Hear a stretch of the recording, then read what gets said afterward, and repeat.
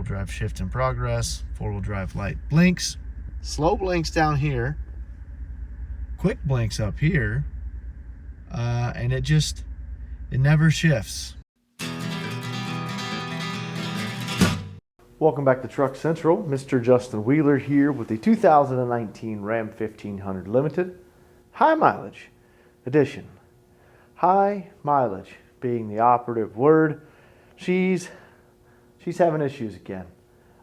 We have lost four-wheel drive, and around here, 8 months out of the year, that's not that big of a deal.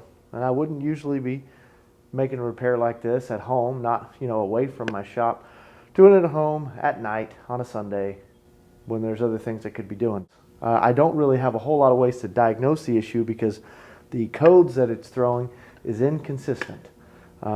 So we're going to replace a part that I hope is the problem, and we'll see if that fixes it.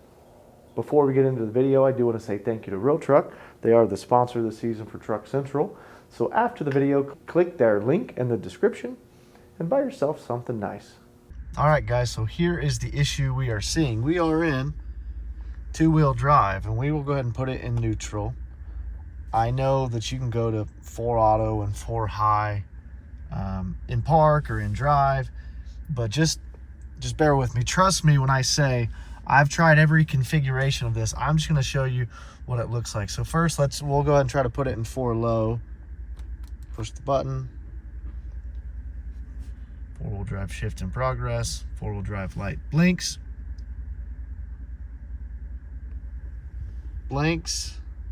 Slow blinks down here. Quick blinks up here. And it never shifts. Now, it does this in all 3 four-wheel drive modes. So if I don't do anything, it's just going to continue to flash and never change. So I told it to go back into two-wheel drive. Two-wheel drive. Now hold down 4 high. And it seems like I only get the service four-wheel drive light when I try to switch to 4 high or 4 auto while I'm moving. So we don't see that now, and anytime I go back to two-wheel drive and power cycle it, that service four-wheel drive light goes off. It'll be right down here. It's a little yellowish or message, and nothing is, it just never engages no matter what I do. So I'll go put it back until it's got a 2-wheel, and that's that. So we don't have 4-wheel drive in any combination. I've tried doing the thing where you just kind of go clockwise through these settings or through these options, trying to get that actuator, that solenoid to engage, and for me it's just not working. So yeah, next step, we're going to replace the actuator. It's supposed to start raining. It's 33 degrees outside with a wind chill. We're looking at, what is that, 12? Yeah, so man, it's about to get nasty out. It's going to be bad tomorrow. I need my four-wheel drive, so we're going to jack it up, pop it off, and see if that's the fix. So this is a four-wheel drive actuator. This is not an OEM part. This is a cheap Dorman part, but I read a couple reviews and they seem to be fine. So we'll try it and see. The Mopar ones are real expensive. This exact make and model at the part store is a couple $100, but you can get this on Amazon for $100, $109. So we'll leave a link to this in the description as well. Hopefully that's the problem, and if it is, you can save, half your money and get it on Amazon versus the part store. So this should be pretty easy. There's 4 bolts, there's a connector, and it's, under the driver's side somewhere. I actually don't know. So we're gonna get the jack under there and we're gonna find out. A couple quick notes. My truck is too big for this new garage. I'm gonna just blow both those doors out and put one big garage door in. I can't even jack the truck up very high, but that's fine. Yes, we got a jack stand. The actuator's kind of on the passenger side, but the hub on the differential is more on the driver's side. So we're gonna jack up this side so that most of the fluid kind of goes this way and is contained, and we minimize how much we leak. At least that's the plan. There's the part we're looking at. Here's the connector. Okay. Connector, actuator, 4 12mm bolts. Just comes off, new one goes on. And you know, I wouldn't be surprised if this thing is bad, because this is the side that I was really ravaging trying to get this CV shaft into.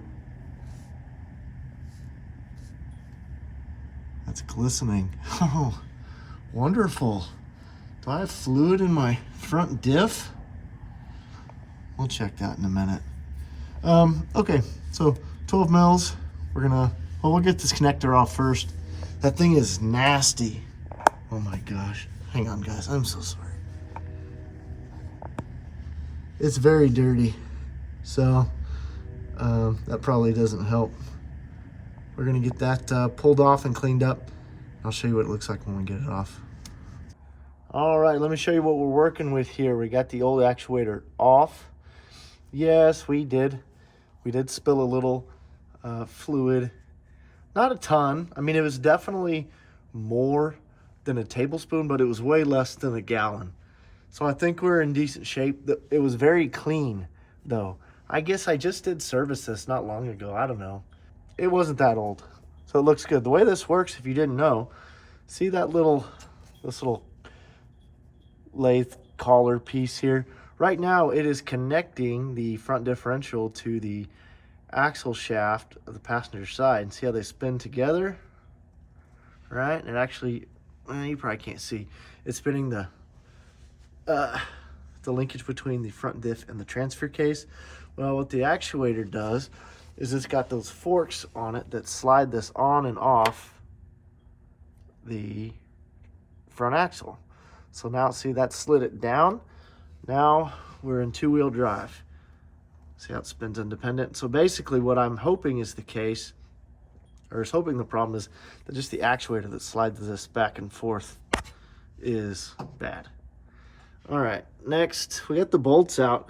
I thought I was gonna take the connector off first, but the little tab was covered in dirt and it's actually on the top side, so I couldn't really get good reach on it. Now I'm gonna be able to clean it up and hopefully put my bare paws on there and get that separated. Next, after we get that off, we're gonna clean the face of this as good as we can with the cleanest dirty rag that we have available, and put the new one back on. Pretty straightforward. New one's in, wiped up my mess-ish a little.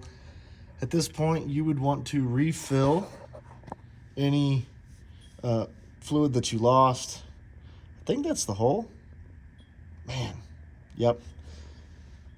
And then you'll be good to go. I did clean the connector with some contact cleaner. The outside really was a caked nightmare, but the pins on the inside were actually clean. You know, it's in good shape. So we're gonna let the truck down, put the tools up, see if that did it. Real quick, I guess we'll go over the tools we used.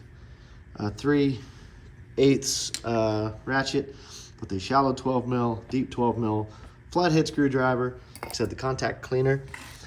And on the connector, man, I don't know about y'all, but I feel like when it comes to connectors, it's kind of an every man for himself situation, because they're such a pain. But one tip, so on the top side, there's a little red retainer that goes into the connector. You've got to get that all the way off.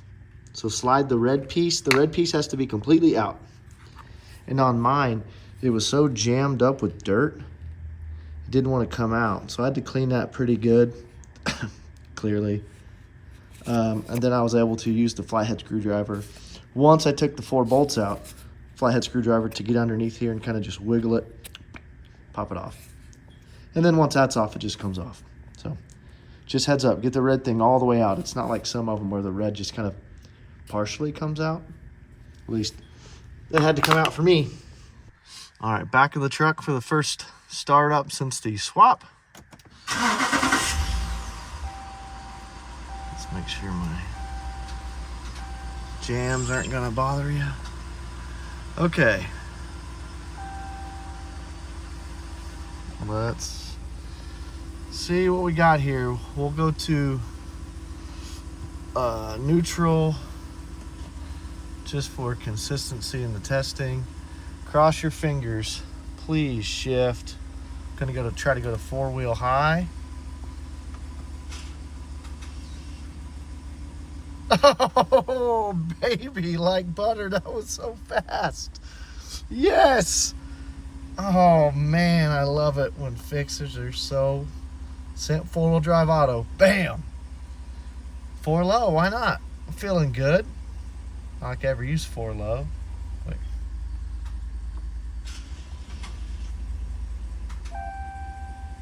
Four low. Traction control off. That's normal. Okay, go back to 2-wheel. Traction control on. Disengaging 4 low. Lots of gizmos doodabbing down there. Yes! God bless America. Bring on the ice, baby. That's it, guys. We got lucky today. The $100 Amazon 4-wheel drive actuator, and it's not an Amazon actuator. It is a Dorman actuator, an actual Dorman part that all parts houses carry. It is just also sold by Amazon, and it's half the price. So it's not too good to be true. It actually worked, and it was a quick and easy install. So, man, that's good when a major hiccup like not having 4-wheel drive in the winter is a quick and easy fix. Woo! So like I said, we'll leave that link in case you need it. I have a feeling that this is going to be one of those kind of common failure points as these trucks get older. So obviously I'm at that accelerated life cycle, or I'm getting far into the life cycle faster than most. And, you know, we're going to see those fail pretty confident. So before we go, one final thank you to Real Truck. They are the sponsor this season for Truck Central. So if you need bed covers, intakes, mud flaps, floor mats, you name it, they got it. Link in the description. Leave me a comment down below. You know I look forward to talking to you. And as always, thanks for watching.